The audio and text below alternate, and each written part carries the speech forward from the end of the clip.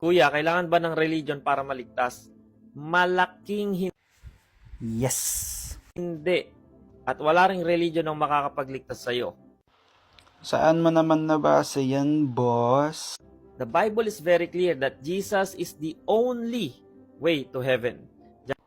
Una, saan mo ba nabasa sa Biblia na walang relihiyong makakapagligtas sa'yo? No? Pangalawa, ipaliwanag natin kung ano bang ibig sabihin ng salitang relihiyon. No? Ang salitang relihiyon, nanggaling yan sa salitang religio. No? Na ang unang nagpaliwanag ng salitang religio sa Latin, no, si Cicero. Ngayon, si Cicero, ang paliwanag sa salitang religio ay nanggaling daw to sa salitang relegere.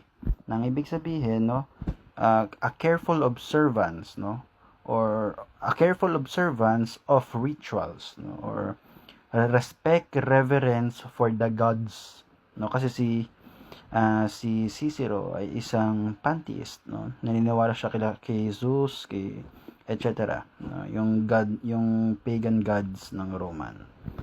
No? Then later on, no, 200 years ng Christianity, no, lumabas si Lactantius. Ngayon, si Lactantius, nirebuke niya, no, or pinamalian niya si Cicero. Ang sabi ni Lactantius sa kanyang sulat, no, ang salitang religio ay nanggaling sa salitang religare, which means to bind us back to God, no? Meaning kailangan ulit nating maidugtong sa Diyos, no? Ang kahulugan nun, pag kailangan natin madugtong sa Diyos, ibig sabihin yung salitang religio ay nangangahulugan na naputol ang ating ugnayan sa Diyos at kailangan ito ngayon maibalik. No? At kailan ba nawala, no? O naputol ang koneksyon, no, ng tao sa Diyos? Simula pa nung kay Adan at Eva. Ngayon, sino ba ang nagbalik? Diba? Si Jesus Christ. No? Si Jesus Christ ang nagbalik. Kaya si Jesucristo ang ating religion, no? Siya ang ating religare, the one that bind us back to God. Kaya sabi rin sa Bible, di ba? Kayo na maganap, no? Hindi ba't napakaganda ng ating relihiyon? Yan. Pag nabasa niyo yan, maintindihan niyo kung ano bang ibig sabihin na relihiyon. John 3:16 and John 14 verse 6 and so on. At hindi mo rin need maging part ng any religious group para maligtas. Any religion na nagsasabi na kailangan mong sumali sa kanila para makapunta ka sa langit ay kulto. At Op. Stop! Ibigay lang kita dyan, no? Sabi mo, lahat ng nagsasabing kailangan mong umanib sa kanila, no, para mapunta ka ng langit, isang kulto. No? By that implication, sa sinasabi mo ngayon, ito yung negative meaning ng kulto.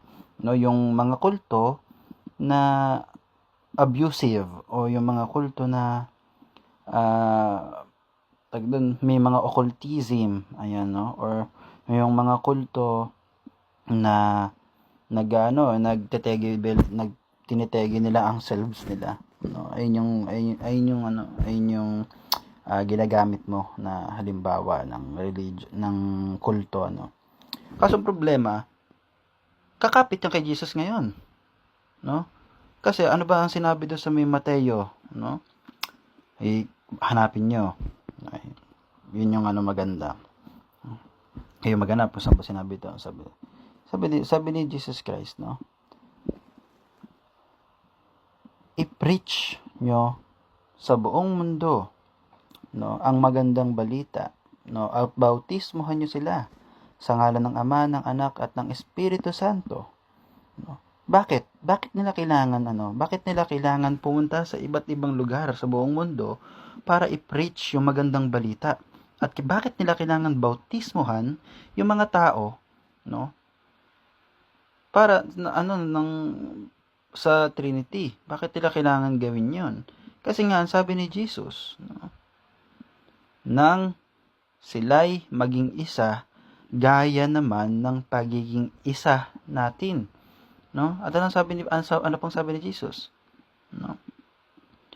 mayroon pa akong mga tupa na wala sa kawang ito. So, merong kawan na tinutukoy si Jesus Christ na kailangan aniban or kailangan puntahan ng mga nawawalang tupa. E di ginawa mong kulto si Jesus Christ, which is for me, sa positive definition ng salitang kulto, it's okay. No? Pero kasi ang ginagamit mo dyan is negative definition ng kulto. Ang nangyayari, yung pagiging kulto ni Jesus Christ ngayon by your standard is negative.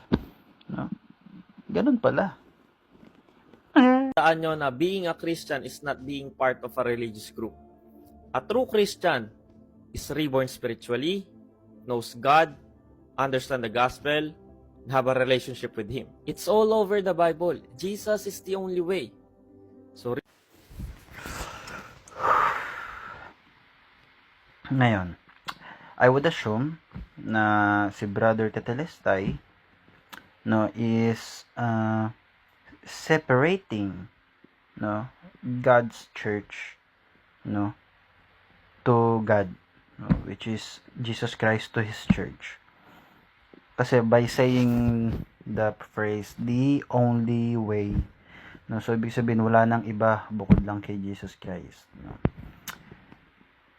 In Catholic definition, when we say Jesus Christ is the only way, kasama na doon yung church niya.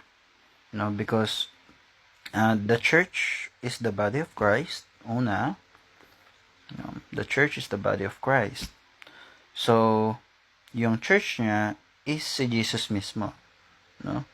The body of Jesus Christ is the church. Ngayon, ang i-argue ko naman is yung mga apostles, pwede rin natin sabihin, or yung church, yung iglesia, the assembled, the called out ones, pwede rin natin tawaging the way. Kasi una, nung sa Acts 9, I think Acts 9, yes, mga bandang Acts 9, nung hindi pa nagkikristyano si Paul, tinatawag niyang belonging to the way, yung mga sinaunang Kristiyano. Kasi at this time hindi pa Christians ang tawag sa mga Christians, kundi hagios, belonging to the way or the way. Pag sinabi natin hagios, meaning saints or God's people. Pag sinabi natin God's people, they are separated from the worldly people. So, doon din nanggaling yung salitang saint or sancta, sancti, or holy. Doon din yun, God's people, separated from the others. So, doon din nakalagay yan. So, yung mga sinaunang Kristiyano, before sila tawaging Kristiyano, ang tawag sila sa kanila is saints or the way. Ang sabi niya, I used to persecute the way. Yun yung mga yun din yung sinabi niya.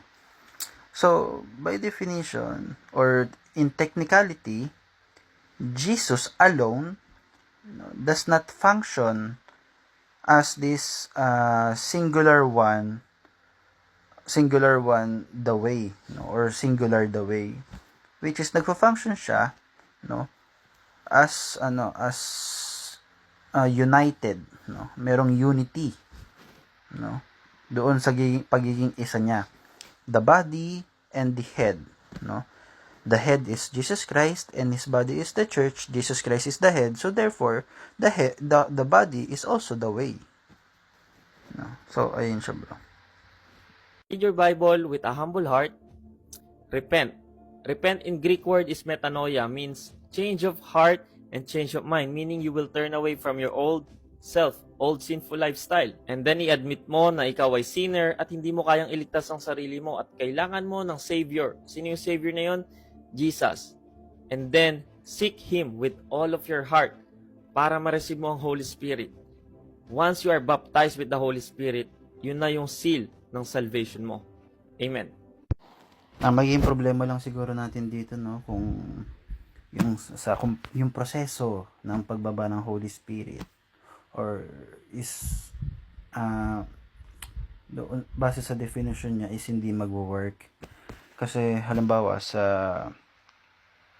Acts 8:11 or 12 yata yun, no? Acts 8. Hanapin nyo na lang yung verse doon. Na si Philip, nung nasa Samaria siya, nagpipreach ng gospel, no, ni Jesus Christ. Naniwala sila, namangha sila, no? And nung naniwala na sila, nagpabautismo sila ngayon sa tubig, no, in the name of Jesus Christ. Ngayon, nung after nila mabautismohan, nabalitaan ng mga apostles, no, kung ano ba yung nangyari doon sa Samaria. Nabalitaan nila na tinanggap na ng mga taga Samaria, itong magandang balita ni Jesus Christ, and nabautismohan na sila. So, by that, nagdesisyon yung mga apostles na ipadala si Peter and si John, no? And pagdating ni John and ni Peter doon sa Samaria, no, dinasalan nila siya. Dinasalan ni Peter and ni John itong mga taga Samaria, no, para daw para bumaba sa kanila ang Holy Spirit, sapagkat nababautismohan pa lamang sila sa pangalan ni Jesus Christ. No, bakit magkahiwalay doon? No, bakit magkahiwalay? No? Kasi doon sa may Pentecost, no, yung fire, no, is yun yung bumaba sa mga apostles, no, para makapag-start na sila ng kanilang ministry, no, sa pagpipreach throughout the whole world, no. Ngayon ngayon yung tinatawag namin sa Catholic Church as confirmation, no.